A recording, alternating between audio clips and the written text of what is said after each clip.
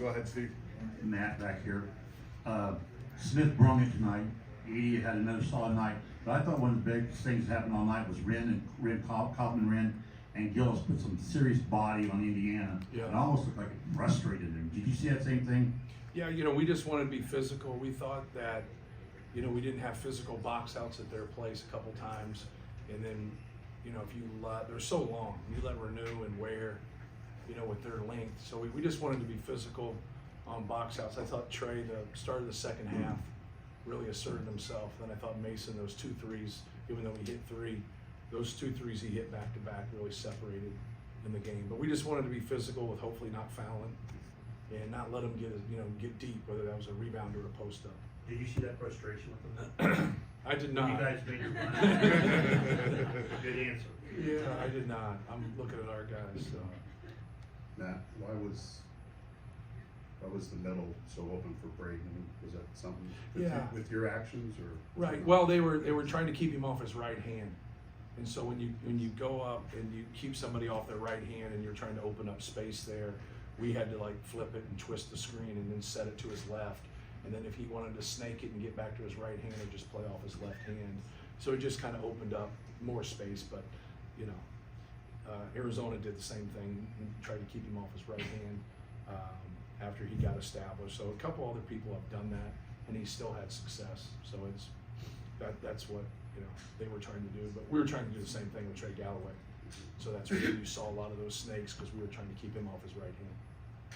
Coach, talk about that decision right there at the end of the first half to insert William Berg on that block play. Can you talk about that for a second? Yeah. When we put him on the ball? Yeah. Yeah. We didn't want, on a lob to take Zach away from it. So if we put Zach on there, then have a 4. We can put him on there at 7-2, and then Zach can be there also at 7-4 by the rim. And so that was why. Coach, can I get your perspective on Zach's 3? Zach what? Zach's 3, your perspective? Yeah, I didn't know what they did that without my knowledge. So. He missed it so bad it went in. Your shrug was priceless. There you go. You look like Michael Jordan. There you go. Yeah, he deserves it though. He deserves it. He comes every night and he competes and he plays hard, and you're always kind of just waiting for him not to, one night just have it. But even though he didn't shoot a great percentage again, I think a lot of that had to do with their size and his length. Zach's a competitor, man. He plays hard every night. Just being able to win, kind of build leads early in games without making the sort of volume of threes you Right. become accustomed to making. Correct. How are you kind of playing through, not that kind of element of your offense? Yeah, I think our body language wasn't great when I didn't think our body language was great when we missed some shots there. You just got to be able to push through it. But when you don't make shots, that's who you are. Can you still win? Can you still win games? So I thought our guys pushed through it, and we defended pretty well. We obviously rebounded well, and we didn't turn the ball over. So once again, it kind of, to us, when we have 9 turnovers, even though we struggle, and 8 for 21 is not awful, but at one time we didn't shoot well during the game. So I thought that was a great sign. But yeah, I think we had a couple guys out there that bothered them. You know what I mean? When you deal with skilled guys, trying to get them to not play through their offense is hard. They just feel that. So you can't let it affect. My shot's not going down, I still got to defend, I still got to rebound. Because if you don't, then why should you play? You know what I mean? If you can't make a shot and you can't guard somebody, you can't rebound, why should you play? So that's always what we're trying to get ahead of, to let them know that, you can always defend, you can always rebound, you can always take care of the ball.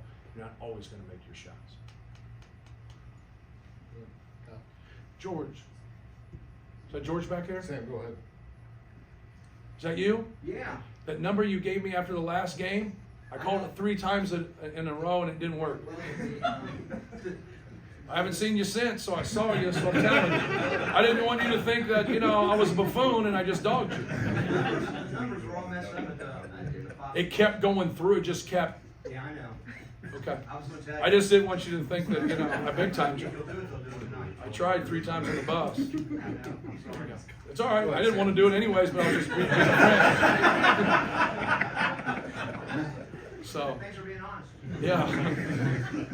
Matt, aside from their first 5 possessions where I think they got fouled once and you got 4 pretty easy buckets, did Yeah. you feel like this was a game where you had a lot of progress defensively?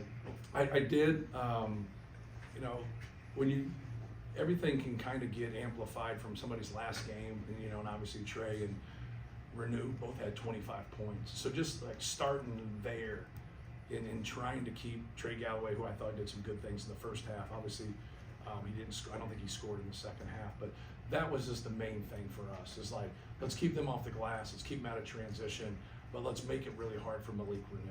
Let's make it really hard for Trey Galloway to get to his right hand. And, you know, I thought we had some success there, not ultimate success. Obviously, getting Renew into foul trouble was a big deal, and that's what we were trying to do with, you know, posting Trey Kaufman in to start the second half. We wanted to go to him and just keep going to him, and then having Zebo on that weak side to rebound because we knew they'd stay one-on-one. Matt, can we touch on that first 5 minutes where defense kind of gave up, I think it was 4 straight field goals. Just Right. what you saw from your defense getting locked in early. Yeah, it was, you know, once again, like when we keep the ball out of the paint, you know, I think good things happen. It doesn't mean we're carte blanche and that's, you know, that's it. But when we can do a better job of not letting the ball get in there through the post or the drive, we have more success. And so that's what we wanted to do a better job after they did that. Is like, you know, they didn't make a 3 in the first half. Out of their 4 threes, obviously Ware hit the 1, and then CJ Gunn hit the other 3.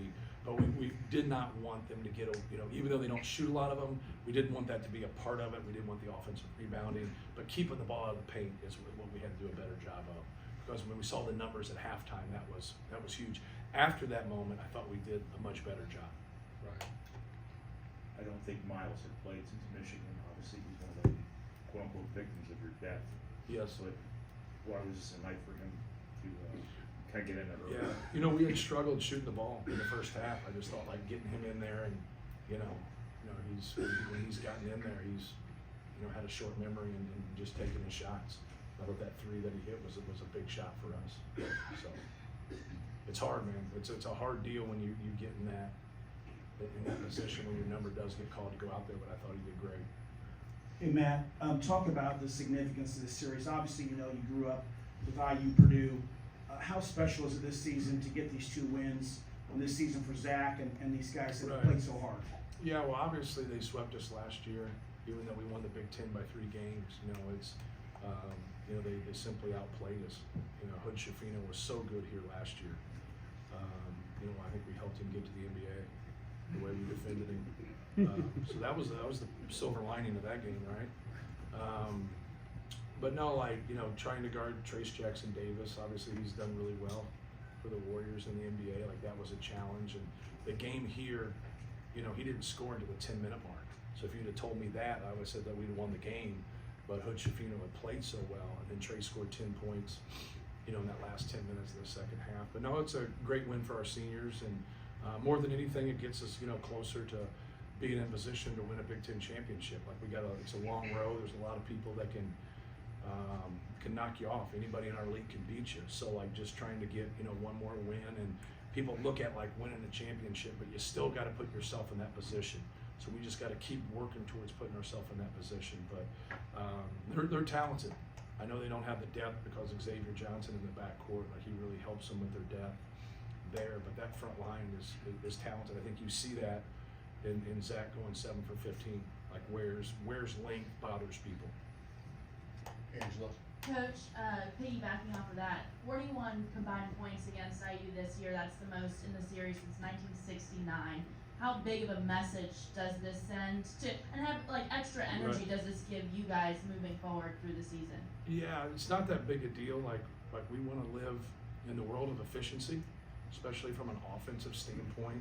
You know, when you hear coaches talk about doing your job, that's what it gets down to, like staying connected. If everybody does their job and everybody stays on the same page, it really helps your connectivity. And now you're not fooling anybody, right? Everybody knows what everybody else is doing. And good defenses and good offenses can get you off that grid. So like, that's what competition is. Like, people will look at the result of what you do, and they'll say, well, why in the hell did you do that? Like, You know, it's not 5-on-0. There's another team out there competing, and they're trying to stop you from doing what you want to do. But no, it's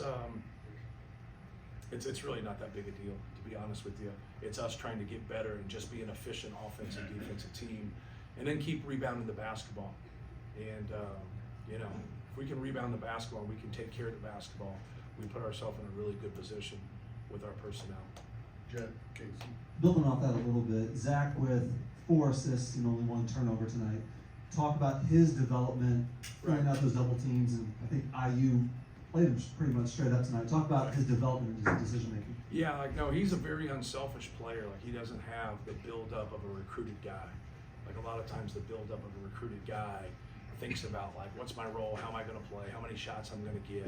Like he doesn't have that in between his ears. He just wants to win.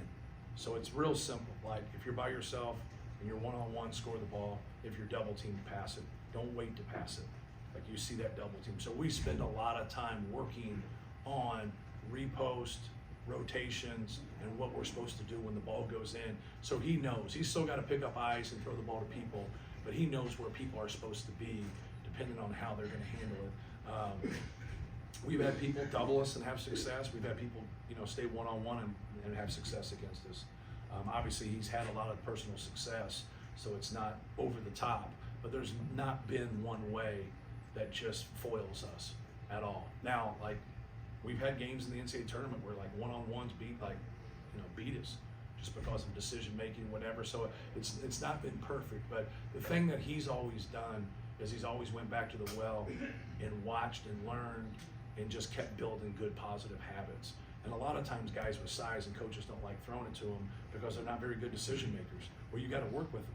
Like you got to work with them on their passing just like you would work in ball screen passing. And so we spend a lot of time on him working on what people want to do. They want to come quick double, they want to delay double, they want to come big to big, they want to cover down ball side. You know, there's a lot of different like semantics to that can like make a guy freeze or make a guy not see it. So pass faking's a big thing, ball faking. So now like when you're pass faking and you're pumping that basketball 2 to 3 times, are they playing that lane? Are they holding tight? Are they zoning off? It really allows him to process information and see where people are. But you know, simple wins the race. And so like when you get in that situation, anytime you get 2 people on the basketball, get the ball out of your hands. You're automatically in a 4-on-3. And if you've set that up and you've stayed ball side, now you're in a 3-on-2. And so that's what you want. Like you want advantages. You want 4-on-3s, 3-on-2s. And then if you have good decision makers out there and good shot makers, you should get something pretty good. Casey, last one. Braden had a good game at the rim. He struggled a little bit this year. How has his game evolved and this confidence grown just at the rim making shots? You know, just taking what they're giving him. Like a lot of people don't like to come, you know, in ball screen action detached from Zachary. And so when they do that now, make them stop you. Like get to your pull up, get to the rim, make them stop you. Because when they stop you and they come, now somebody not as big is on him. All right, it just depends on the alignment or whatever, but I thought he did a good job. I thought taking his layups in the first half, he missed a couple in the second half where he should have probably got into his defender a little bit more, so he kept that angle, he shot that one off the backboard in front of us.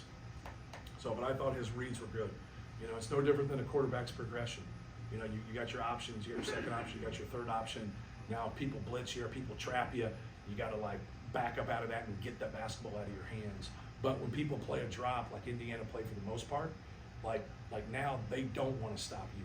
They want you to stop yourself. That's what a drop coverage is. But you force them to stop you. And if they don't, then just shoot your layup or shoot your floater. Thank you guys. Thank you, man.